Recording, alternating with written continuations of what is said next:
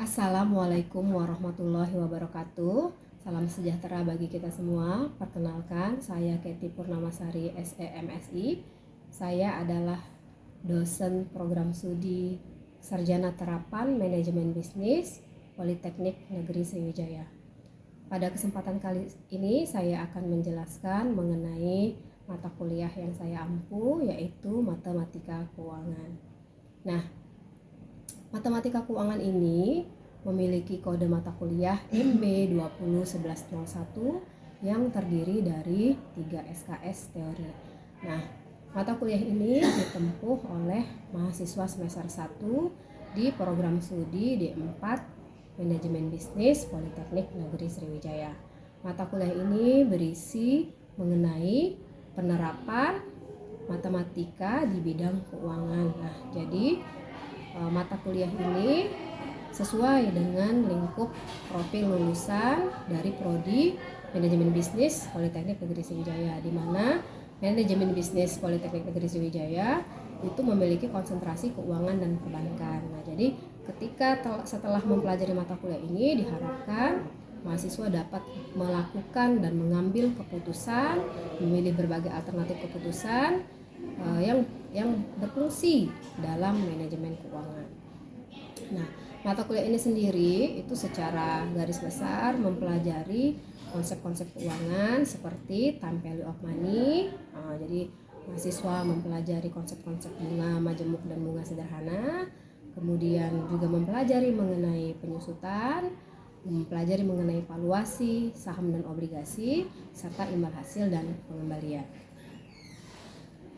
Setelah mempelajari mata kuliah ini, atau kita biasa sebut capaian pembelajaran mata kuliah, mahasiswa diharapkan mampu menyelesaikan berbagai perhitungan dan mengambil keputusan dengan menggunakan konsep bunga sederhana, bunga majemuk, anuitas, penyusutan, valuasi saham, obligasi, dan imbal hasil dan pengembalian. Nah, mata kuliah ini sendiri karena merupakan mata kuliah dasar pada semester 1, sangat berhubungan dengan mata kuliah yang akan ditempuh pada semester-semester atas atau semester-semester selanjutnya, seperti pada mata kuliah manajemen keuangan, manajemen investasi portofolio, dan praktikum pasar modal. Nah, jadi beberapa konsep dalam matematika keuangan ini sangat penting dan dipelajari lagi lebih mendalam di mata kuliah manajemen keuangan, investasi portofolio, serta praktikum pasar modal. Nah, adapun sumber pustaka yang saya gunakan adalah saya menggunakan buku Budi Friendsidi serta buku yang saya tulis sendiri.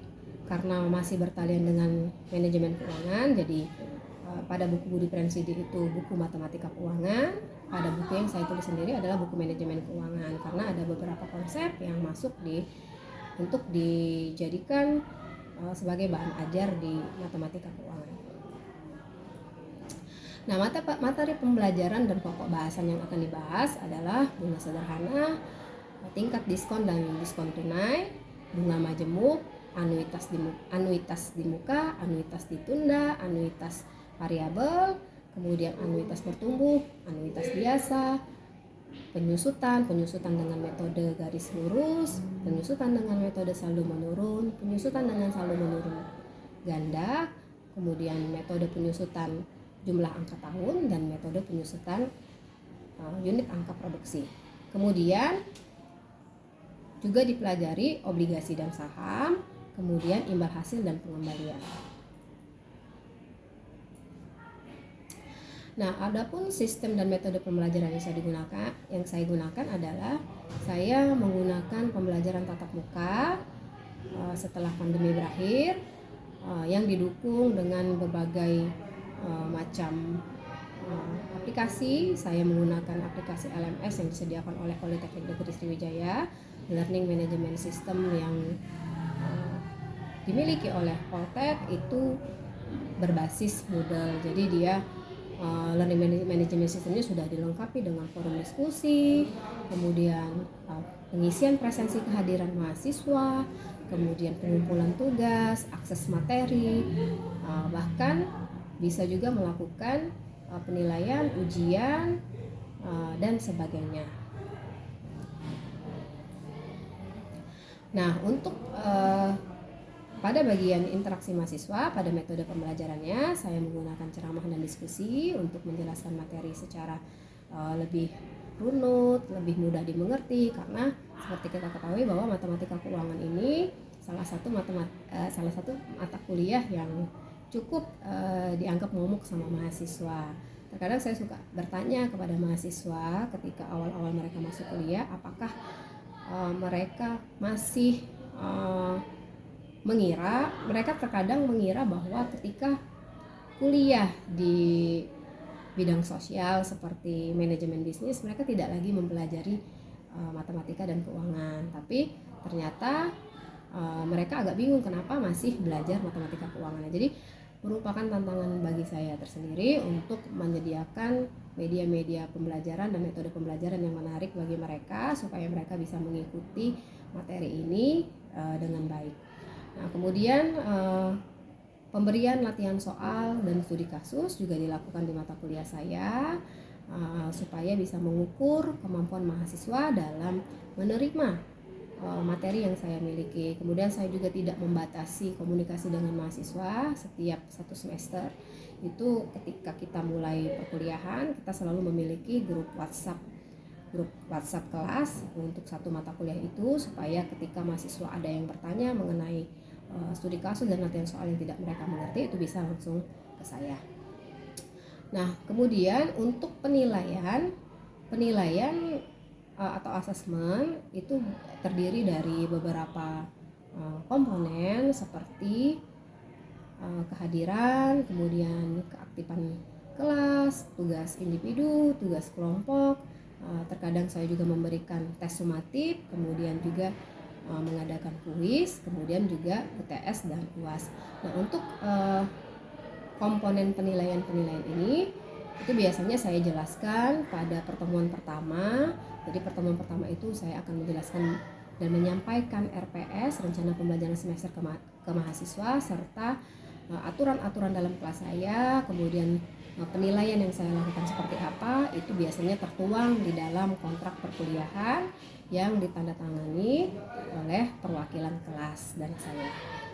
Baik, demikianlah penjelasan saya mengenai mata kuliah yang saya ampu. Selanjutnya, Bapak dan Ibu bisa menyaksikan video pengajaran saya untuk mata kuliah matematika keuangan.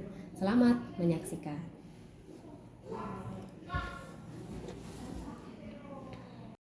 Oke semuanya, Assalamualaikum warahmatullahi wabarakatuh. Waalaikumsalam warahmatullahi wabarakatuh. Selamat pagi semuanya. Pagi. Apa kabar? Alhamdulillah.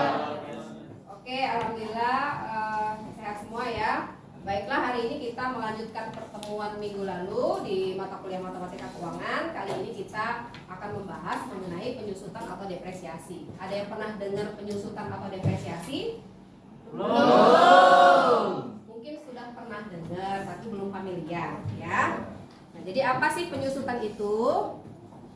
Nah, sebelum kita tahu apa itu penyusutan, jadi Bu akan menjelaskan dulu beberapa capaian pembelajaran yang akan kalian dapatkan setelah mempelajari materi ini. Yang pertama adalah kalian diharapkan mampu menghitung penyusutan dan menyusun tabel penyusutan dengan metode garis lurus, kemudian metode saldo menurun ganda, metode jumlah angka tahun, kemudian metode unit produksi, dan kalian mampu membedakan nih antara kelima metode ini bedanya seperti apa ya.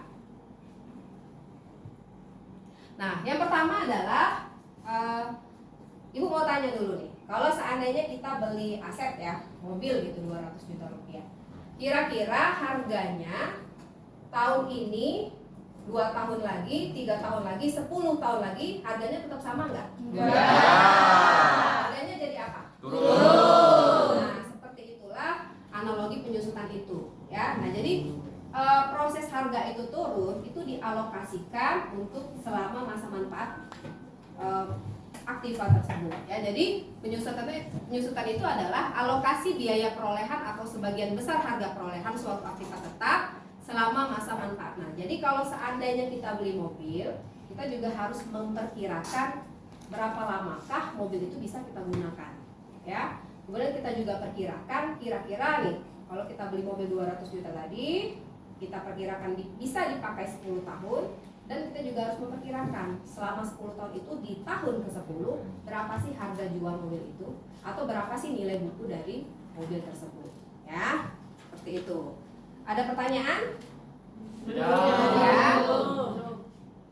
Nah, metode penyusutan sendiri itu ada terbagi menjadi 5 metode. Metode garis lurus, saldo menurun ganda, jumlah angka tahun, dan metode unit produksi. Ya, jadi ada 5 ya, dan semuanya itu berbeda-beda cara menghitungnya. Nah, ada beberapa notasi yang digunakan dalam menghitung penyusutan. Yang pertama adalah kita ada C, harga perolehan. Nah, ada yang tahu nggak harga perolehan itu apa? Tahu nggak? Tidak. Ya, apakah berbeda dengan harga beli? Kira-kira gimana? Sama atau beda? Ya. Apa bedanya? Apa kira-kira? Nah, jadi gini ya anak-anak, kalau seandainya harga perolehan itu adalah harga beli ditambah dengan seluruh biaya sampai aktiva itu bisa kita manfaatkan. Contoh, kita beli mobil tadi, ya. Kalian tuh biasanya kalau beli mobil tuh nggak langsung jalan, knalpotnya mau diganti, bannya mau diganti, mungkin kaca ribetnya mau diganti, semuanya diganti gitu ya, supaya performanya menjadi lebih bagus. Nah, harga perolehan itu ditambahkan, harga beli ditambah dengan semua biaya yang kalian gunakan sampai mobil itu siap jalan. Nah, contoh yang lain adalah ketika misalnya kita mau beli gedung ini misalnya mau kita buat sebagai kafe ya. Nah, dari harga beli gedung ditambah dengan seluruh biaya, entah itu biaya interior, memperbaiki atap, misalnya ngecat ruangan, itu semua masuk ke dalam harga perolehan. Jadi bedakan. Jadi kalau seandainya di perusahaan kita tidak menggunakan istilah harga beli, tapi harga perolehan. Ya, berapa nih biaya yang sudah kita keluarkan sampai bisa aktiva ini kita gunakan dengan maksimal. Itu juga dengan kendaraan, mesin-mesin, ya.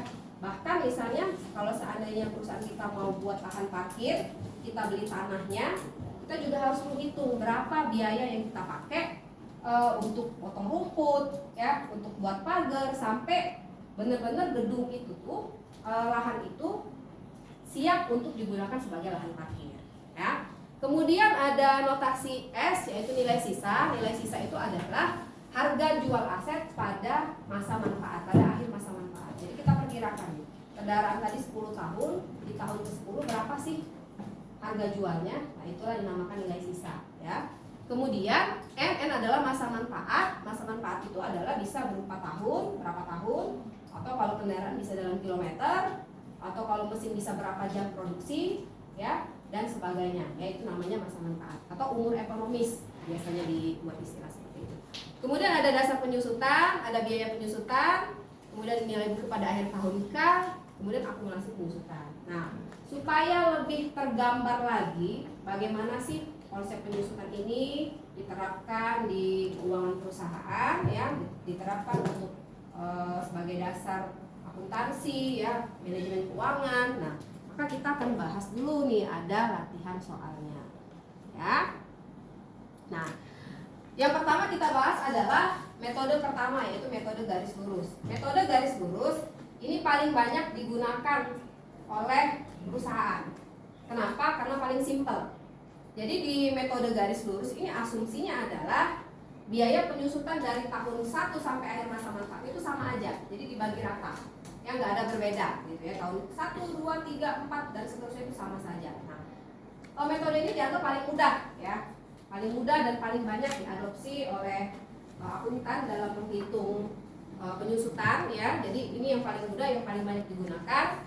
Rumusnya adalah biaya penyusutannya adalah harga perolehan dikurang nilai sisa dibagi dengan masa manfaatnya, ya. Kemudian juga kita menghitung akumulasi penyusutan dan nilai buku, ya. Nah, contohnya seperti ini, ya. Contohnya seperti ini. Pada tanggal 1 Januari 2004, PT Sukamakmur membeli sebuah mesin seharga 40 juta rupiah untuk memperlancar produksinya. Umur ekonomis atau masa manfaatnya itu diperkirakan 5 tahun dan nilai sisanya atau nilai residunya sebesar 4 juta rupiah. Kemudian kalian diminta menghitung biaya penyusutan per tahun apabila digunakan metode garis lurus dan buatkan tabel penyusutannya. Jadi kronologi dari penggunaan Aktiva itu sampai akhir masa manfaatnya itu akan lebih mudah kita baca atau kita lihat dengan menggunakan tabel penyusutan. Nah, sekarang dari soal tersebut coba siapa yang bisa memperkirakan atau menghitung biaya penyusutan sama akumulasi penyusutannya ya, menghitung dasar penyusutan, kemudian biaya penyusutan, di mana C adalah harga perolehan, S-nya nilai sisa, dan N adalah masa manfaatnya. Coba dibaca dulu, kira-kira C-nya berapa kalau soalnya seperti ini? 40 juta. 40 juta. Kemudian S-nya berapa? 4 juta. Masa manfaatnya? 5 tahun. Oke, siapa yang bisa nih? Dengan memasukkan nilai yang tadi kalian sebut, masukkan ke dalam rumus ini, kemudian maju. Dila, oke silakan Dila. Boleh bawa kalkulatornya Dila.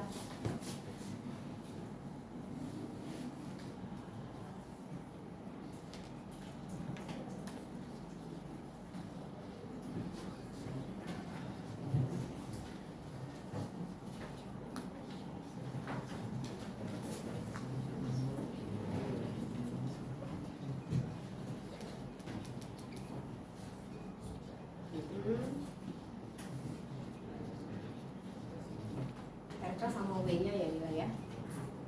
W-nya dulu yang dicari. Nah, W-nya dulu. Oke. W-nya dulu baru W-nya dulu.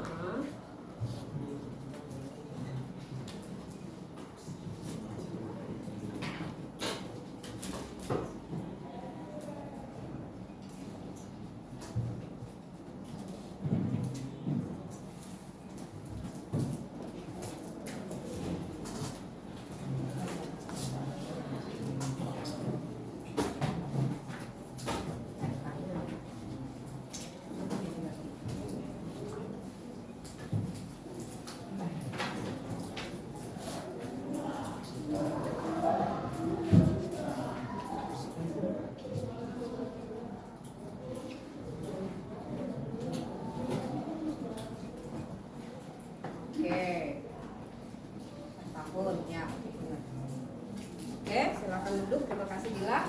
Ada yang mau koreksi? Sudah benar? Benar. Oke, benar ya. Udah tepat apa yang Dila kerjakan. Sekarang coba kita susun tabel penyusutannya. Nah, nanti ibu yang pandu ya. Nah, metode garis lurus, dasar penyusutan dan penyusutan per tahun ini semuanya sama ya. Berapa dasar penyusutan? 36 juta rupiah. Penyusutannya berapa? 7.200.000. Kemudian nilai bukunya 40 juta. Nanti akumulasi penyusutan ini adalah penjumlahan dari penyusutan dari tahun ke tahun, akumulasinya ya. Kemudian nanti nilai buku di akhir tahun 1 itu nilai buku dikurang akumulasi penyusutan tahun 1. Oke, siapa yang mau? Oke, Sukma, silakan Sukma. Boleh dihapus ini Sukma. Kalau tidak kuat boleh dihapus atau di bawah sini. Bawah sini boleh. Bawah sini aja. Kuat ya. Tahun.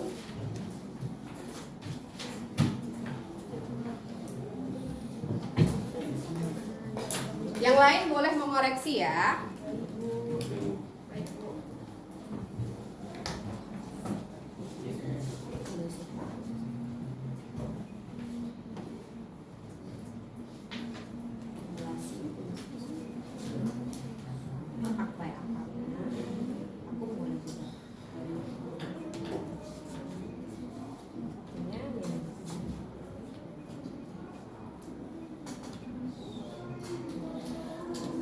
Tahunnya harus mulai dari tahun 0 ya. Tahun 0, 1 sampai 5 ya.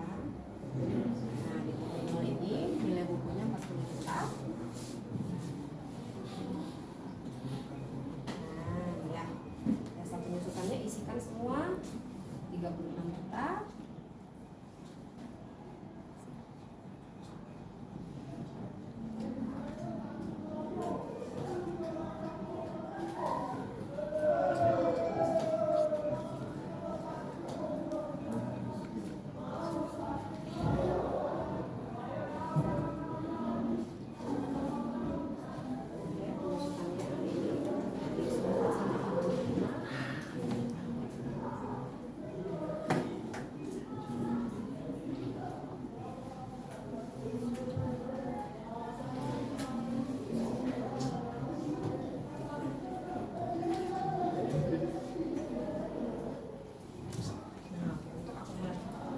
ini ya.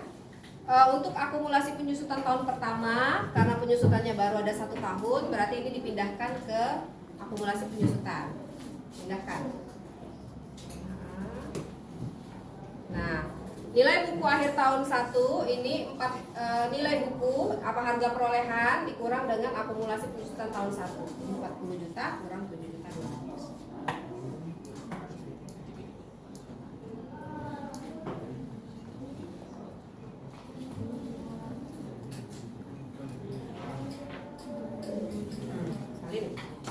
Berapa itu?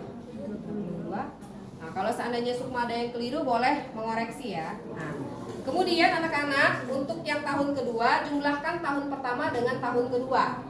Ya, 7.200.000 tambah 7.200.000. Ya. Nah, pada akhir tahun kedua, nilai buku yang nilai perolehan 40 juta kurangkan dengan akumulasi penyusutan tahun kedua. Jadi 40 juta kurang 14.400.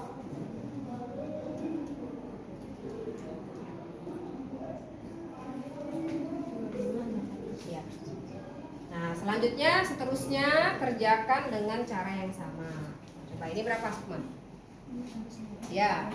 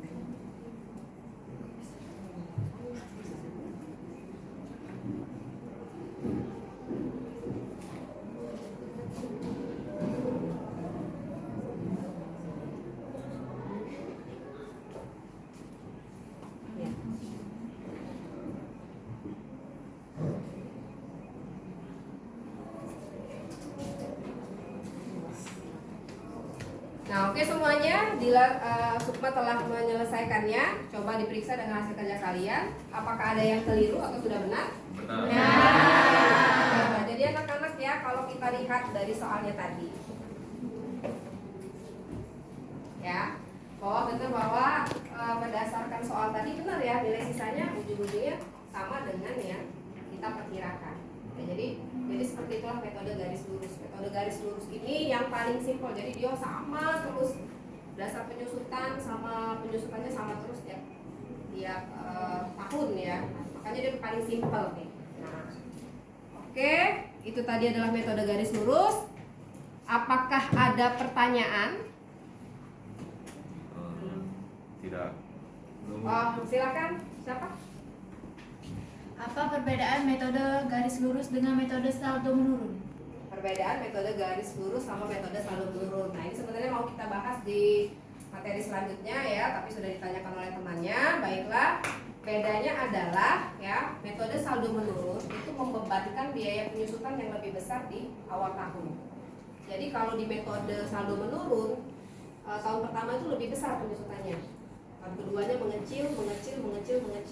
Apa asumsinya? Asumsinya adalah pada awal tahun ya, aset itu bisa kita gunakan secara lebih efektif sama efisien. Maksudnya lebih performanya lebih bagus. Kayak kendaraan ya, mobil gitu ya. Awal tahun yang baru kita gunakan, dia bisa nih menempuh perjalanan jarak jauh. Cuman kalau dia di ujung-ujung tahun makin tua asetnya itu ya, makin tidak bisa kita gunakan secara maksimal ya. Sudah mau biaya perawatannya mahal, biaya pemeliharaannya mahal ya. Nah, jadi saldo menurun ini dia Di awal-awal tahun biaya penyusutannya besar, biaya perawatan kecil. Di akhir tahun justru biaya penyusutannya kecil, tapi biaya perawatan dan pemeliharaan yang besar. DP mobil kalau sudah semakin lama, semakin tua, makin banyak nggak perawatannya? Makin banyak. Ya.